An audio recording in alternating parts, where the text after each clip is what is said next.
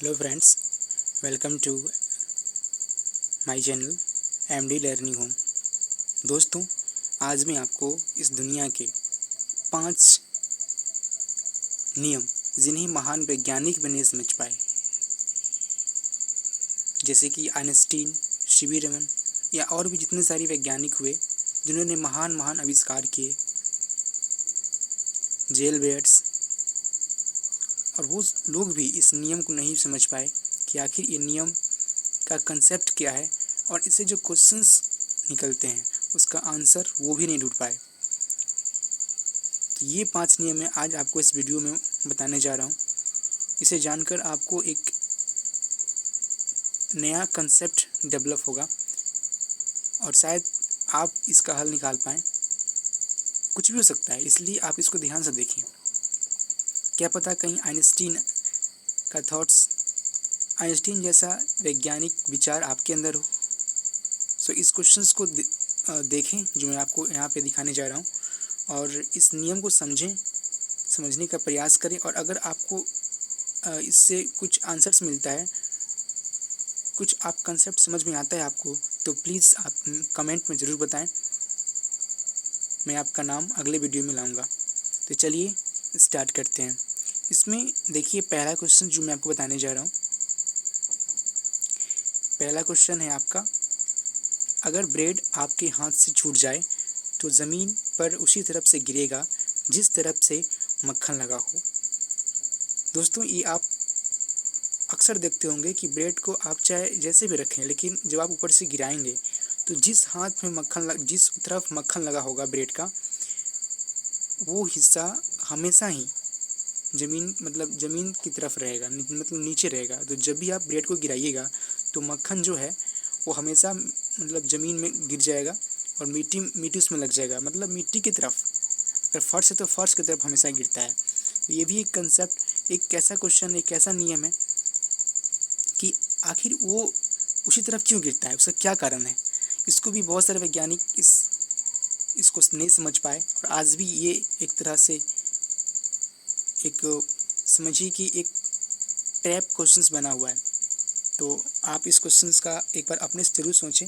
जब भी आप सोने जाएं तो ऐसा क्यों होता है, इसके बारे में आप सोचें। और अगर कुछ इसका हल आए, कुछ आंसर्स, कुछ बातें आपके दिमाग में आए, तो प्लीज़ आप कमेंट सेक्शन में ज़रूर बताएं। तो ये आपका पहला नियम था जिसको बड़े बड़े वैज्ञानिक नहीं समझ पाए। आज भी इसका कोई ऑथेंटिक आंसर नहीं है कि क्यों ऐसा होता है। तो चलिए चलते हैं अगले नियम पे। अगला नियम है जब आपके हाथ ग्रीस या आटा से पूरी तरह सन चुके होंगे तभी आपके नाक से खुजली शुरू हो जाएगी। सही बात है। जब आप हाथ से अपना जो आटा गूंथते हैं या ग्रीस लगाते हैं, तो जब आटा जैसे ही पूरी तरह गूंथ जाती है तब आपके नाक में खुजली शुरू हो जाती है। अब ये क्यों होता है, इसका भी कोई आंसर्स नहीं है।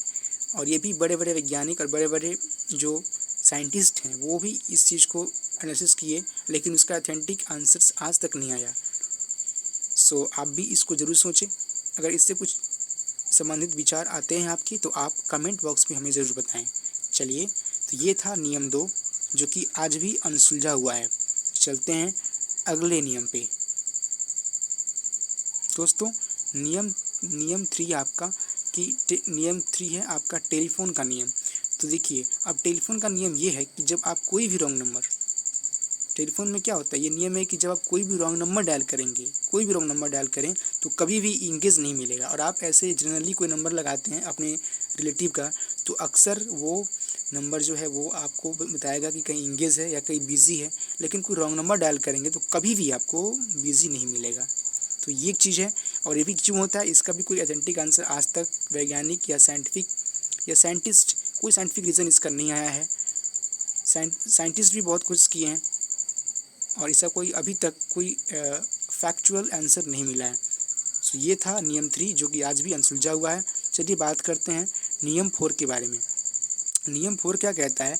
नियम 4 कहता है कि व्हाट्सएप पर जब कोई गलत मैसेज गलत ग्रुप में पोस्ट हो जाए तब नेट सबसे तेज़ चलता है और आपकी लाख कोशिश के बाद भी पलक झपकते ही दूसरी जगह पहुंच जाता है और सही पोस्ट पर पहले 2-3 मिनट तक डमरू घूमता रहता है, उसके बाद वो पोस्ट होता है। तो ये भी एक अनसुलझा हुआ क्वेश्चन है। ऐसा क्यों होता है, इसका कोई ऑथेंटिक आंसर आज तक नहीं मिला है।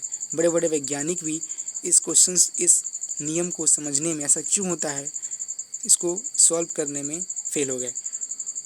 ऐसा क्यों होता है? देखिए, सही बात है, आपने भी ऐसा किया होगा और आपको भी ये आपका पर्सनल फीलिंग्स होना चाहिए, क्योंकि व्हाट्सएप सब लोग चलाते हैं। आपने देखा होगा कि जब गलत मैसेज जब आप कोई भी ग्रुप में पोस्ट करते तो बहुत जल्दी हो जाता है और नेट काफ़ी फास्ट काम करता है। लेकिन आप क्या करते हैं कि जब कोई जो कोई ऑथेंटिक चीज़ होती है वो आप किसी दूसरे के ग्रुप में भेजना चाहते हैं, तो वो उसमें वो जाने में बहुत टाइम लग जाता है और वो 2-3 मिनट तक पहले वो घूमता रहता है, उसके बाद वो वहाँ से सेंड होता है। तो ये था नियम 4, जो कि आज भी अनसुलझा हुआ है। तो ये इसको आप ज़रूर एक बार समझें, इस पर सोचें, इस पर अपना थॉट लगाएं और इससे जो भी आपका इस क्वेश्चन को पढ़ने के बाद, इस नियम को पढ़ने के बाद आपकी जो भी विचार आए, ऐसा क्यों होता है, तो वो मुझे कमेंट बॉक्स में ज़रूर बताएं।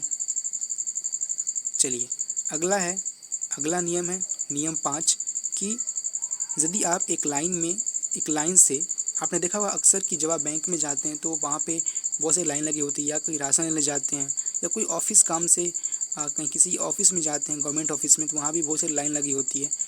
तो वहाँ पे क्या होता है कि यदि आप एक लाइन से भीड़ देखकर दूसरी लाइन में चले गए, तो वो लाइन जो कि जिसको आप छोड़ के आए थे वो तेज़ गति से आगे बढ़ने लगेगी जिसमें आप पहले खड़े थे। सही बात है। तो वो लाइन जिसमें आप पहले खड़े थे वो काफ़ी तेज़ से आगे बढ़ेगी और जिसमें आप बाद में चले आए हैं वो लाइन स्लो हो जाएगी। तो ऐसा क्यों होता है? ये भी एक ऐसा नियम है जिसको बड़े बड़े वैज्ञानिक भी इसको नहीं सुलझा पाए और ये भी आज भी एक अनसुलझा क्वेश्चन है, अनसुलझा नियम है। इसको ये ऐसा रीज़न क्या है, इसका फैक्चुअल जो रीज़न होता है वो आज तक नहीं पता चला है। ये कैसा क्वेश्चंस हैं, कैसा नियम है जो आज तक इसका एक फैक्चुअल आंसर नहीं आ पाया। बिकॉज आपने देखा होगा, आपने बहुत बार लाइन में लगे होंगे तो आपने देखा होगा कि जो जिसमें भीड़ लगा होता है उसको जैसे लोग छोड़ के जाते हैं दूसरे लाइन में, कि वो जो इसको आप छोड़े थे वो लाइन काफ़ी तेज़ी से आगे बढ़ने लगती है। तो इसमें भी आप रिसर्च करें, जो भी मेरे वीडियो को देखें वो प्लीज़ आपसे रिक्वेस्ट है कि आप इसको एनालिसिस करें, अपना विचार मुझे ज़रूर भेजें, कमेंट बॉक्स में लिखें, ताकि इसका एक सिचुएबल फैक्चुअल आंसर ढूंढा जा सके। सो ये था नियम 5 नियम मैंने आपको डिस्कस किया जो कि आज भी अनसुलझे हैं। दुनिया के बड़े बड़े वैज्ञानिक भी, बड़े बड़े साइंटिस्ट और बड़े बड़े समाज सेवी या बड़े बड़े जो आजकल अनेक चीज़ों को आविष्कार करते हैं, वो लोग भी इस नियम को, इस फैक्ट को, इस क्वेश्चन को नहीं फैक्चुअल आंसर दे पाए। सो प्लीज़ आप इसको एक बार ध्यान से पढ़ें और उसको समझने का प्रयास करें। तो आपको ये वीडियो कैसा लगा? आशा करता हूँ अच्छा लगा होगा आपकी ये जानकारी, क्योंकि ये बहुत रोचक जानकारी है जो शायद ही आपको कोई बताएगा। और ये चीज़ें जो है, जो आपको जो 5 नियम मैंने बताया, वो आपके दिमाग को इनग्रोस करने के लिए, इन्हेंस करने के लिए एक बहुत अच्छी पहल है। और प्लीज़ आप इस पर ज़रूर सोचें, जब भी आपको समय मिले, जब भी आप फ्री फील करें, उस समय सोचें कि आखिर ये नियम जो 5 है, जो 5 नियम मैंने बताया है, वो ऐसा क्यों होता है।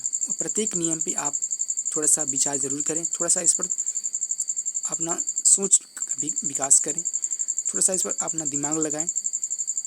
क्या पता आपके ही अंदर वो आइंस्टीन का ब्रेन, वो आइंस्टीन का फैक्ट आपके अंदर हो, तो इससे एक काफ़ी फैक्चुअल हल निकलेगा।